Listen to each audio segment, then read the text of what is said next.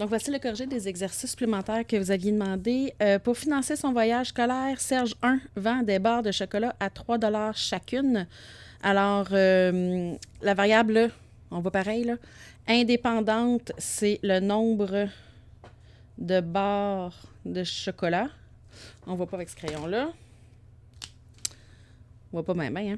Nombre de barres de chocolat et ici, c'est l'argent en dollars, donc amassé pour son voyage. Donc, s'il vend 0 barre de chocolat, il fait 0 $. S'il vend une barre, il vend 3 $. Il fait 3 $. S'il vend 10 barres, il fait 30 $. 1, 2, 3, 4, 5, 6, 7, 8, 9, 10, 11, 12. Fait que le maximum, c'est 12. Donc, 12 fois 3, 36 $. La variable indépendante, c'est le nombre de barres de chocolat. Et la variable dépendante, c'est l'argent amassé pour son voyage. La règle, pour trouver l'argent, ben, je vais faire 3 fois X, donc 3 fois le nombre de barres de chocolat vendues. Ici, c'est toujours la variable indépendante, nombre de barres de chocolat. Ici, c'est l'argent en dollars. Donc, c'est l'argent amassé selon le nombre de barres vendues. Ici, c'est 0. Je vais faire des bons de 1, 2, 3, 4, 5, etc. Ici, je vais faire des bons de 3 $. 3, 6, 9, 12, 15, etc. À 0, c'est 0. Puis à 5, 6, 7, 8, 9, 10... 1, 2, 3, 4, 5, 6, 7. Ah, je vois plus. 1, 2, 3, 4, 5, 6, 7, 8, 9, 10. Ça va être là qu'il va avoir le 30. Je prends une règle. Et je trace ma droite. Donc, j'ai mes 3 titres. J'ai mes graduations qui sont correctes. J'ai ma règle avec les 2 informations et une table de valeurs. C'est pas obligé d'être les mêmes valeurs. Allons-y avec le numéro 2. Serge 2. Des pelouses. Il demande 10 $ pour son déplacement et 12 $ de l'heure pour la coupe de gazon. Donc, le X, c'est le temps de coupe de gazon en heure et Y, c'est son salaire. Donc, c'est le temps en heure et c'est le salaire en dollars. Donc, c'est son salaire selon le temps de coupe de gazon. Donc, ici, c'est le temps. Donc, vous avez mon chat qui vous dit bonjour. Le temps en heures et le salaire en dollars. Alors, à 0, même si ça fait 0 temps qu'il travaille, ça coûte quand même 10 $ pour le déplacement. Si ça prend 1 heure, tondre la pelouse, ben ça va faire 22 $. Si c'est 2 heures, c'est 12 $ de plus. Donc, 34. Et si ça prend 10 heures, tondre, tu sais, c'est un méga terrain, là, il va faire le club de golf. Donc, ça va prendre 10 fois 12 $, ça va faire 120 plus 10, 130 $. Donc, ici, j'ai 0, 1, 2, 3, 4, 5, 6, 7, 8, 9, 10, 11. Ah, c'est jusqu'à 10. 10 est ici. Et je m'en vais jusqu'à 130. 1, 2, 3, 4, 5, 6, 7, 8, 9, 10, 11, 12, 13. C'est-tu pas merveilleux? Ça va donner 10 $, 20 $. Donc, je vais faire des bons de 10 $ partout. À 0, par contre, ma règle, elle commence à 10 $ et à 10 $, à 10 heures, ça fait 10, 20, 30, 40, 50, 60, 70, 80, 90, 100, 110, 120, 130. Je trace. Même si je suis à la fin, je vais quand même dépasser pour dire que ça va continuer. Et donc, la règle, ce qui est le taux de variation, c'est le 12 $ qui varie. Donc, c'est 12 $ fois le nombre d'heures plus 10 $ de déplacement. Numéro 3. Le réservoir de l'auto de Serge 3 contient 56 litres d'essence. Son véhicule consomme en moyenne 8 litres par 100 km. Alors, la variable dépendante, c'est la quantité d'essence dans le réservoir, dépendamment du nombre de kilomètres qu'il fait. Donc, la dépendante, c'est la quantité d'essence en litres. Et c'est la distance en kilomètres. Donc, distance en kilomètres. Et ici, c'est la quantité d'essence en litres. Le titre sera donc la quantité d'essence restant selon la distance parcourue. Pas de place pour l'écrire. Ici, je suis à 0. Je vais voir ma table de valeur. Donc, à 0 de distance, il reste combien de litres dans son réservoir? Il en reste 56. Après une heure, pas une heure, après 100 kilomètres, c'est bien ça? Oui. Après 100 kilomètres, il va avoir 8 litres de moins, donc 48 litres de moins. Après 200 kilomètres, un autre 8 de moins, 40. Et je vais peut-être aller à... je peux pas aller à 800. C'est des 8. Il reste encore 5 paquets de 8. Oh, ouais, je pense pas que je peux faire 800. Donc, à 800 km, ça veut dire que ça fait 8 fois... non, ça fait 8 fois 8. Il n'y en a pas assez. On va aller à 600. Donc, 6 fois 8, ça me fait 48 litres d'utiliser sur les 56. Donc, 56 moins 48, ça va me faire qu'il reste 8 litres. Donc, il y a quand même une bonne capacité là, de pouvoir faire 700 km avec son véhicule. Alors, mon pas de graduation, je vais choisir 100, 200, 300, 400, 500, 600, c'est pas beaucoup. Fait que je vais faire le contraire, je vais faire 50, 100, 200, 300, 400, 500, puis 600, ça arrive juste. Parfait. Et ici, il faut que j'aille jusqu'à 56. Donc, si j'ai 56 à diviser en 13 coches, ça fait à peu près 4. Fait que je vais aller avec des bons de 4, ça aurait été beau, mais il faut que j'aille plus haut. 5, ça donnera pas beau, mais c'est pas grave. Je vais faire des bons de 5, 10, 15, 20, 25, 30, 35, 40, 45, 50, 55. Donc, mon départ 56, il va être à peu près ici. Donc, c'est pas exact, mais on peut quand même voir. Donc, à 0, c'est 56 litres. Et à 600, il reste 8 litres. Donc, entre le 5 et le 10, un peu plus haut, plus proche du 10. Et je trace ma droite. Alors, X, c'est la distance parcourue en kilomètres. Y, c'est la quantité d'essence en litres. Et pour trouver la quantité d'essence, je vais faire moins 8. Ouais. Là, c'est par bond de 100. Fait que c'est pas moins 8, ça va être moins 0,08 par litre. Fait que j'ai divisé par 100.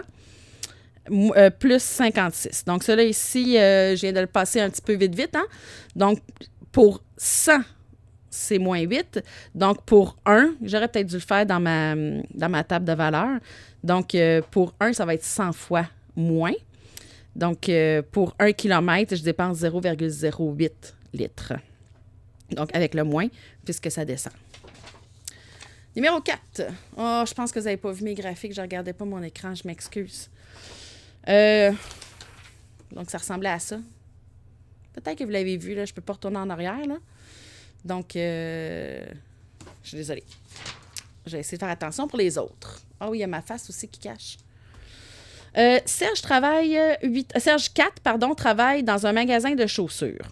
Son employeur le paie 50 $ par jour et 10 $ par paire de chaussures vendues.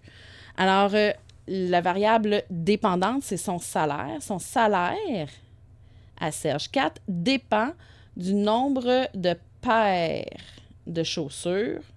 Faites attention, hein, ce n'est pas le nombre de chaussures. Donc ici, c'est nombre de paires de chaussures.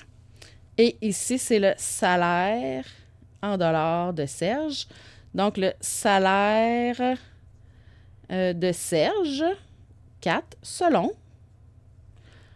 le nombre de paires de chaussures vendues.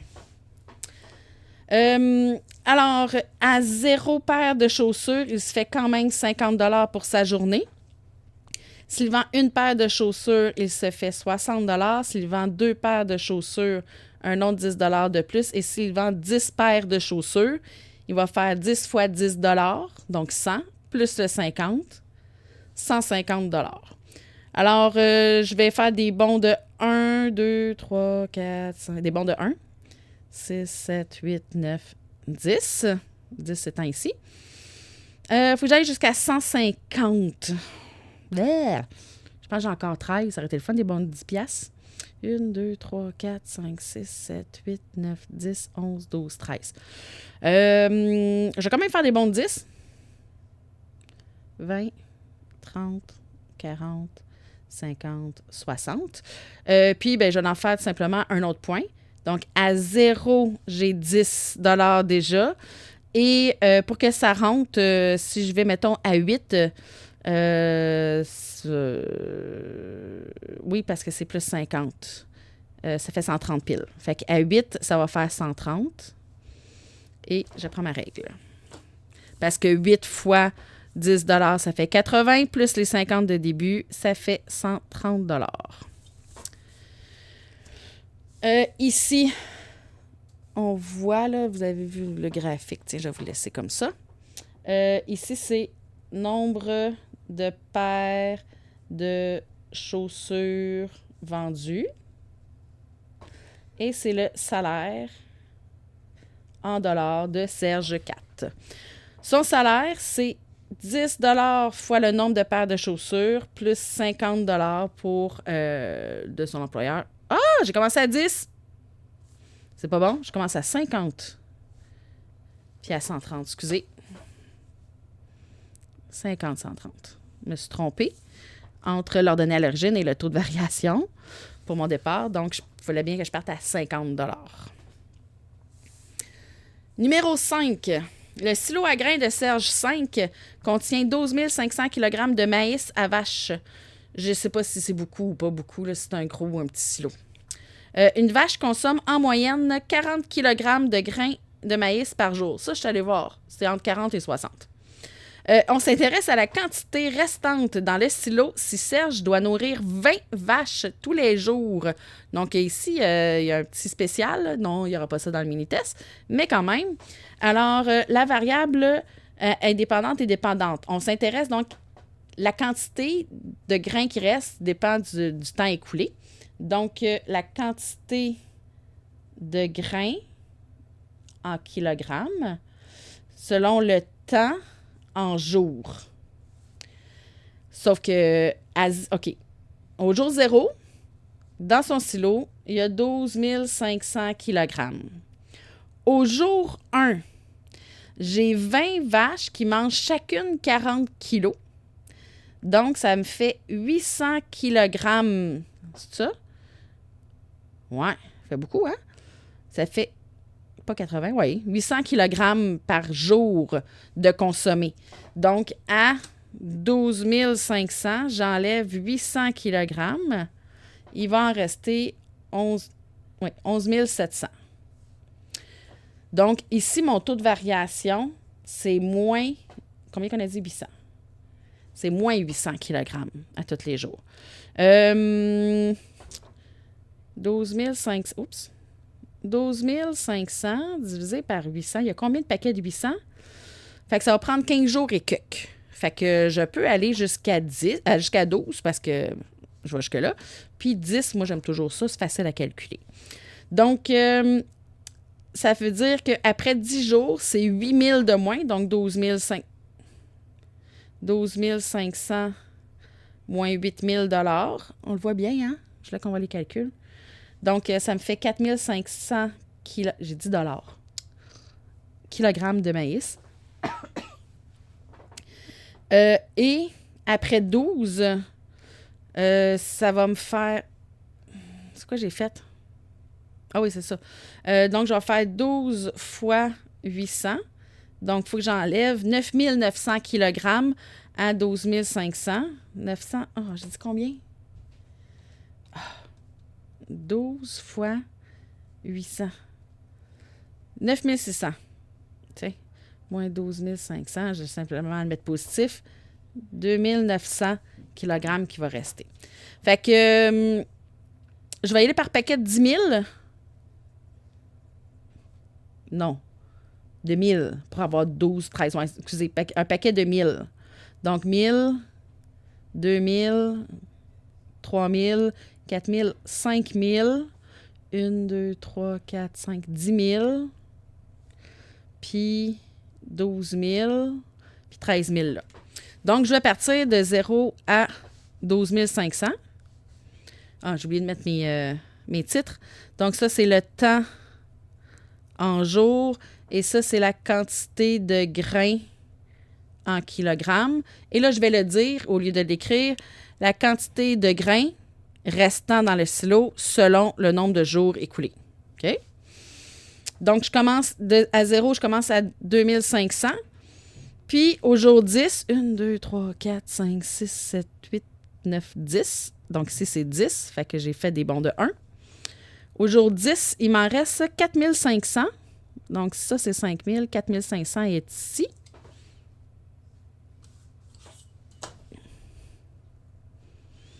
Je trace ma droite, puis je la continue.